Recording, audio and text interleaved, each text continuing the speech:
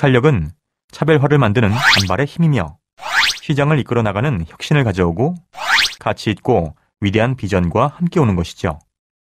그럼 각 키워드에 관해 하나씩 살펴볼까요? 먼저 간발의 힘입니다.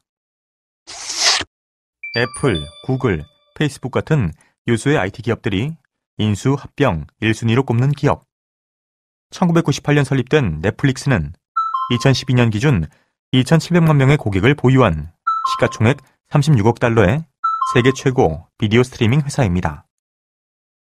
수많은 비디오 대여점이 무너져갈 때 넷플릭스는 미국 전체 인터넷 전송량의 30% 이상을 차지하면서 세계 최고의 기업으로 성장했는데요.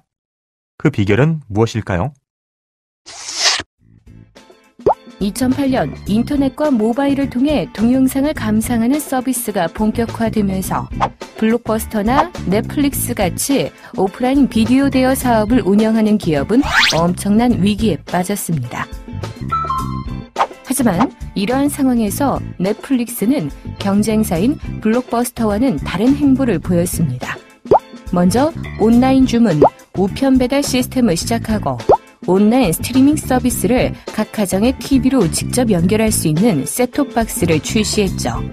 또한 마이크로소프트의 스트리밍 서비스를 제공하고 디즈니, CBS 등과의 제휴를 통해 신작 드라마와 영화 등을 확보하면서 온라인 스트리밍의 콘텐츠를 늘리는 등 파격적인 행보를 이어갔습니다. 그 결과 수십 년간 업계 1위를 굳건히 지켜왔던 블록버스터의 파산과는 반대로 순식간에 최고의 자리에 올라섰습니다. 중요한 것은 한 발 먼저입니다. 간발의 차이가 두 기업의 운명을 바꿨는데요. 여기저기 대여점을 보유하는 기존 방식을 고수하고 있던 블록버스터와 달리 넷플릭스는 온라인 시장을 열어 소비자가 다양한 동영상 콘텐츠를 편리하게 선택할 수 있게 하였습니다. 경쟁자보다 한 발 빠르게 시장 상황을 읽고 다양한 방식의 서비스를 적극적으로 도입한 것이죠. 단지 한 발만 빨라도 괜찮습니다. 기업의 탁월한 성과를 창출하는 간발의 차이는 정보에 대한 통찰을 넘어 이치, 구조, 흐름에 대한 통찰 능력이 있을 때 시작됩니다. 이제 두 번째 키워드, 시장을 지배하는 혁신에 대해 알아보겠습니다.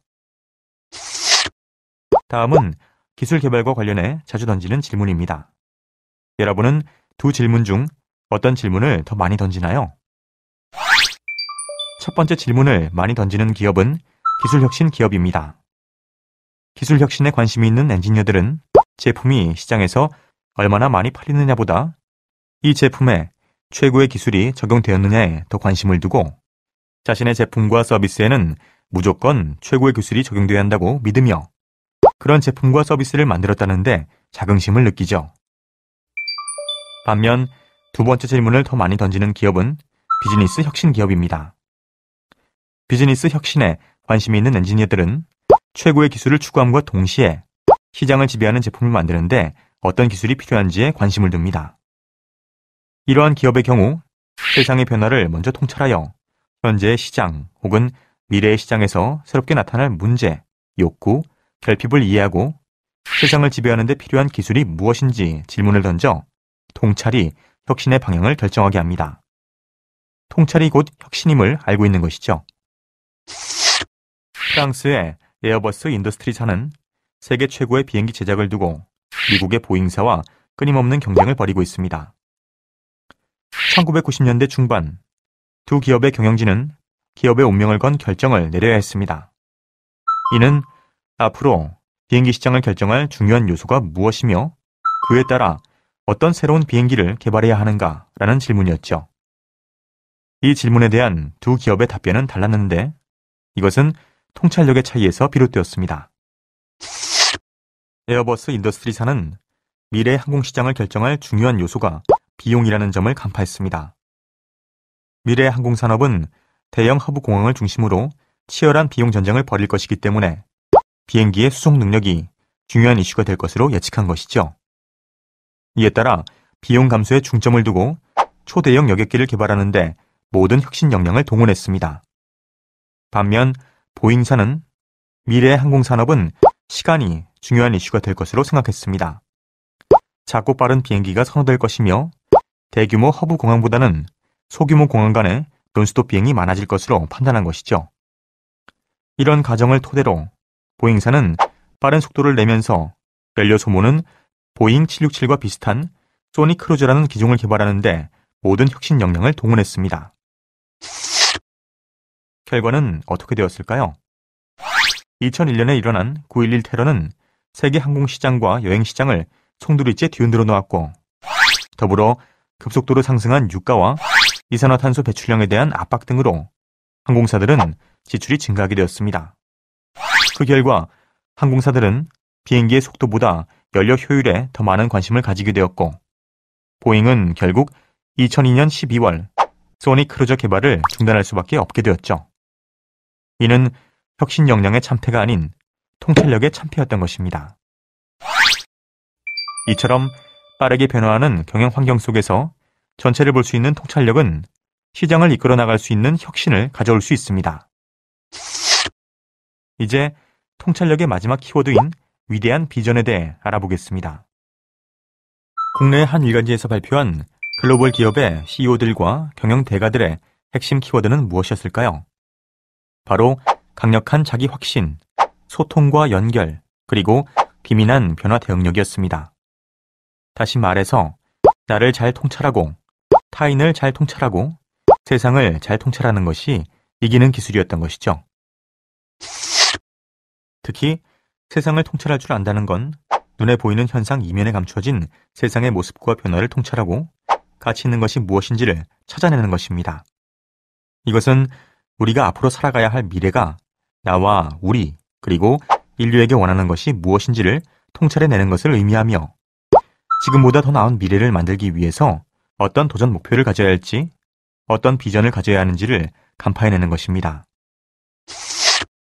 디즈니사 역시 1990년대 중반에 이르면 컴퓨터 기능을 가진 휴대폰이 유행할 것이라고 예측하였고, 이에 대비한 전략을 추진하여 테마공원 서비스를 고객 접점의 관점에서 혁신할 수 있었습니다.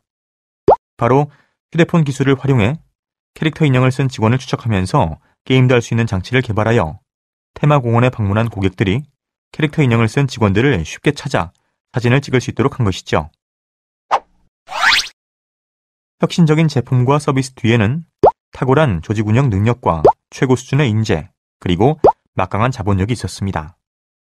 하지만 이 모든 것은 세계 최대, 최고, 최장 기업이 되는 데 필요한 자원에 불과합니다. 중요한 것은 위대한 비전을 갖고 나와 타인과 세상을 통찰할 때 진정한 혁신을 이끌어낼 수 있다는 것입니다.